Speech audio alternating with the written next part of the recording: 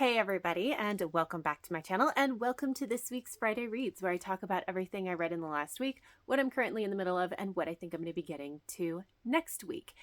And as expected, I did finish Ruby Fever by Ilona Andrews, the sixth book in the Hidden Legacy series, or the third book in the second trilogy of the Hidden Legacy series.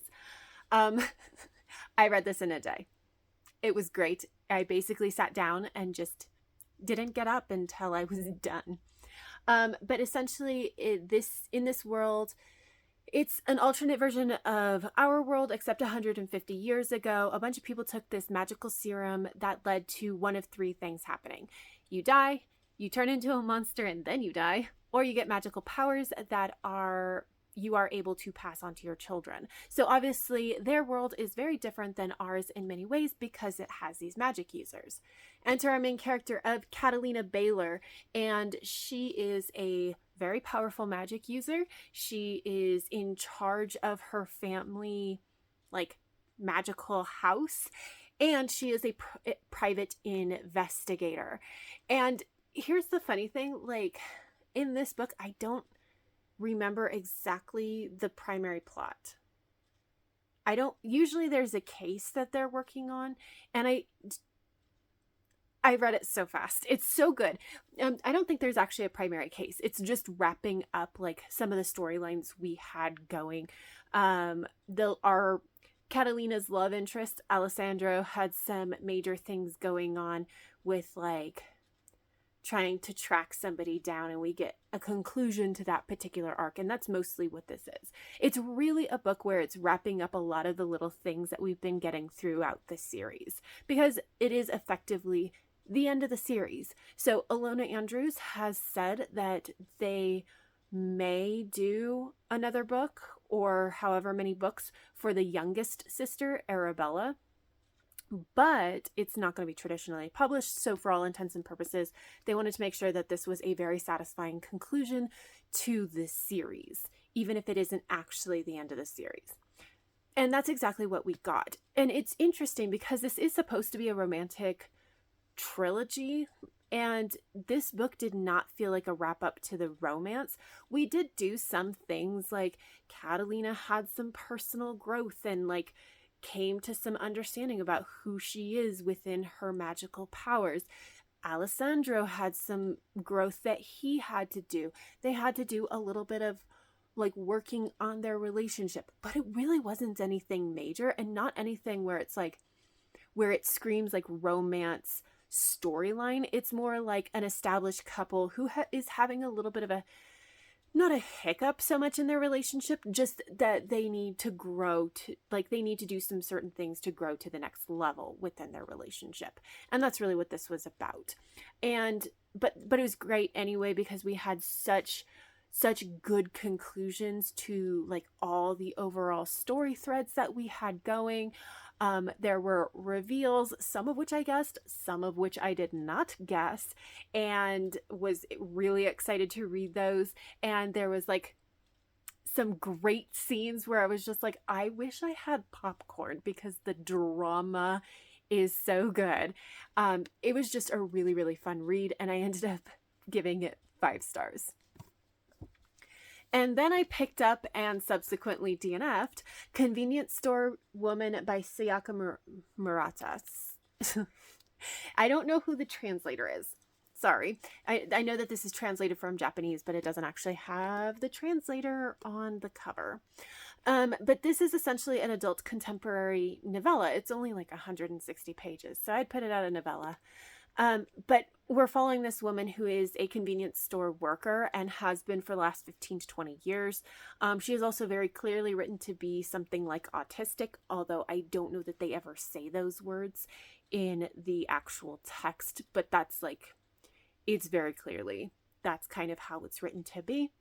And we're just following her story. I made it 30 pages, but this really wasn't bad. But it really drove home the point why I don't read contemporaries, and that's because I find a lot of it to be boring. It takes me a while to warm up to characters. And so a lot of times with like fantasy or science fiction or even a mystery or something like that, I don't have to love the characters because there's other stuff going on. There's world building, there's plot things, whatever, that I can focus on instead of the characters. And contemporaries really ask you to like go with them with the character. Like you have to kind of be interested in the character and what they're doing. And frequently I'm just not that early on. So I get very, very bored, which is exactly what happened here. So I put it down at 30 pages and I was just like, I don't think I care. And I flipped back to the back and I read like 2 or 3 pages at the very end. And I was just like, yeah, I don't care about this journey. So I went ahead and DNF'd it. And then I picked up and finished The Gentleman and the Thief by Sarah M. Eden. And this is the second book in the Dread Penny Society books, I think is what it's called. But it's a historical romance series. And in this one, we're following 2 leads that we previously met, Anna and Hollis. And Anna is a music teacher and a thief, and Hollis is a like penniless aristocrat basically who is also does occasionally some questionable things in the pursuit of justice, and it's their love story. This is a proper romance, which means that it does not contain any sex, and as with the first book, I actually found the fact that there is no sex to be almost incidental because there was so much other plot stuff going on, and there's the lovey-dovey kind of things. It's just not really like it's much more about the romance than the sexual attraction. And I found that it actually, how it was written actually worked. Especially it works because it doesn't go into like religious grounds or anything like that. It's much more just like that's conventions of the time. This is what is expected, without necessarily having any kind of like our characters aren't thinking, oh, I really want to bang her, but like I can't. It's more just like I adore her and I want to shower her with affection that she's going to appreciate. It's hard to explain, but it feels very natural. I didn't miss it pretty much at all. The main storyline within this that's kind of bringing them together, I didn't think was as strong as the first book. So basically, there's some thievery happening that is being wrongfully attributed to the homeless children, basically, and because some of it is being done by Anna, our thief. And through other circumstances, they find because of other circumstances, they end up finding like another anomaly, I guess I should say, that they end up looking into. Sorry, very vague. But yeah, that storyline in and of itself, I didn't find to be as strong. While I liked Anna and Hollis, I liked Anna more than I liked Hollis, but I didn't like them quite as much as the first couple. But like, it was one of those things where everything for me was just not quite as good as the first book, but still pretty enjoyable. And I ended up giving it 3.75 stars. And then I picked up Vengeance and Death by J.D. Robb. This is the 6th book, I believe, in the In Death series, which is an adult science fiction murder mystery series where we're following our main character of Eve Dallas, who is a homicide cop. And each book we just follow her on an interesting case that she is trying to solve. So my history with this series has been, in case you don't know, like I years ago read all the way up to like 23 and then kind of burnt myself out and just stopped. And more recently I was like, I'm gonna reread it because I don't remember any of the like people dynamic kind of stuff, so I want to make sure that I have all those relationships like firm in my mind. So I started rereading it and it has not been good. Like I really had serious issues with the first one. I didn't really like 2 and 3 were okay. I didn't really like number 4. I DNF number 5, and now I have DNF number 6. So I only made it 10 pages.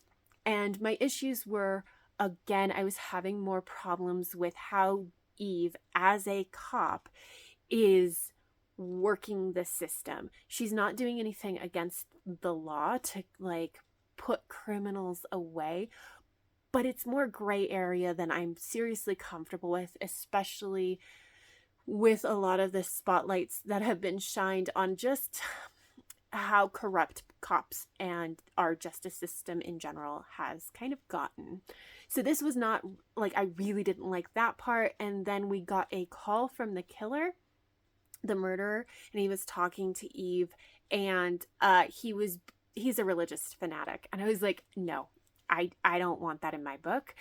And so I went ahead and DNF'd it, which means I have now DNF'd this series. I am done. I am not going to read this anymore. And then I did also finish The Green Witch by Erin Murphy Hiscock. Now, I said last week, I was like, oh, I'll probably take a while. And then I just kept reading. And part of it was really easy to read because there was a bunch of stuff that I was skimming or like skipping altogether. Like certain recipes, I was just like, I don't really care about this, which made the back half fly. Now, my general review of this is basically the same. If you are somebody who believes in the natural energies and auras of people, places, things, you will do much better with this book than I did. It is actually a really good beginner book. It is very accepting of a lot of different ideas. So it doesn't like say don't use modern technology or anything like that, which I know sometimes witchcraft books can get into. No, it does not do that. It's very accepting of like where you are and what you believe, like totally rock on. So it has a lot of basics. It's just generally a really good beginner book if you believe in the energies and auras. If you don't, it's going to be a harder sell. Like I very, very much don't. And so it was really difficult to disentangle some of this good information from this energy work into a way that I could actually use it. So yeah, unfortunately, this was a bit of a miss for me. But I could absolutely see how a lot of people would actually really like this and get a lot of useful information. So I gave it 3 stars, but yeah, it's just mostly because it's not for me. So those are everything that I finished, everything I DNF'd. To get into the stuff that I'm in the middle of, I am in the middle of The Brightest Spell by Seanan McGuire. So this is the 11th book in the October Day series, which is an adult urban fantasy series which follows our main character of Toby Day. She is half human, half fae, and a knight in the fairy realms, and she is frequently shoved at weird problems because she is best suited to solve them. And in this particular book, a person comes to Toby and says, help me find my daughter or else. And then Toby's like, no. And this person's like, great, I'm going to take 2 members of your family for safekeeping until you return my daughter to me. So Toby sets off to find this missing person. And the story goes from there. This is, I'm 138 pages in, I believe. Am I? Yeah, 138 pages in, which is for the hardcover, that means that I'm a little bit more than halfway. And this is such a rough book, not because it has a lot of like rough topics or anything, but because that person that comes to Toby is 100% I hate them. They're the worst antagonists we have in the series so far. I hate them with a fiery passion. And even though really they're only there for 1 chapter to threaten, and then like makes another appearance at a later chapter, and then I know again at the end, really small amounts of page time, they're so awful that I'm like, I hate you. I hate you so much. So this is really, really hard to read. I did make it through just by like messaging my friend. Basically, I hate her. I hate her face. I just like, I want her to leave and never come back. Basically, constantly until I made it through the chapter. So that's kind of how I made it through. Otherwise, it's pretty good. We're learning some really interesting things. And yeah, Toby's about halfway through her journey, which is it's really interesting. So now that I'm past the worst of it, I am enjoying it a lot more. And I've gotten to it, which is like the big step because I need to finish this so that we can move on to the next book. So, what am I going to be reading next week? Obviously, I want to finish The Brightest Spell. This is my priority. I should be able to read this, finish this up maybe today, if not probably tomorrow. After that, I am definitely going to be getting to In the Ballroom with the Candlestick by Diana Peterfreund. I have been waiting for this one. I'm really excited to finish out this trilogy with this book. And then after that, I'm not entirely certain, but I'm like, the most likely things that I'm eyeballing are The Kinsman Universe by Ilona Andrews, or maybe Voyage of the Basilisk by Marie Brennan. After that, I don't know, and it'll just depend on what I'm feeling like. But that is it. So if you have any thoughts or feelings about any of the books that I have talked about, or you want to let me know what you are reading this week, leave me a comment down below. But that's it. So if you like this video, please give it a thumbs up, subscribe if you want to, and until next time, have happy reading, and I will see you in my next video. Bye!